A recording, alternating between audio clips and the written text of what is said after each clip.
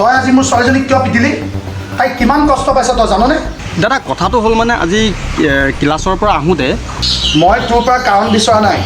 কথাটো হ'ল আজিলৈকে তাইক আমি এটা চাট দি পোৱা নাই। তেনেস্থলত তই তাইৰ গাত হাত দিবলৈ সাহস পালি ক'ত? তাৰ ওচৰত গৈ মই ক্ষমা খুজিব লাগিব নেকি নে কি কৰিব লাগিব? অঁ, প্ৰয়োজন হ'লে তই সেইটোৱে কৰিব লাগিব। তুমি সেইবোৰ কথাকে ভাবি ভাবি কিয় মন বেয়া কৰি আছা? বাদ দিয়া আৰু এটা কথা সদায় মনত ৰাখিবা, যি গাৰ্জেনে সন্তানৰ আগত শিক্ষকক গালি পাৰে তেওঁলোকৰ সন্তান কেতিয়াও মানুহ হ'ব নোৱাৰে। পঢ়া শুনা কৰি চাকৰি ল'ব পাৰে কিন্তু মানুহ হ'ব নোৱাৰে কেতিয়াও। মই সেইটো বিচৰা নাইও নহয় না।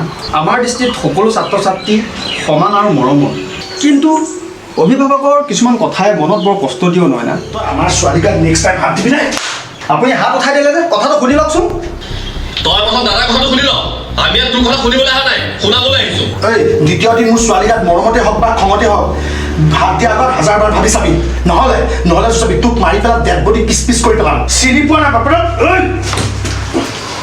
কথাবোৰ মনত ৰাখিবি লম্পট।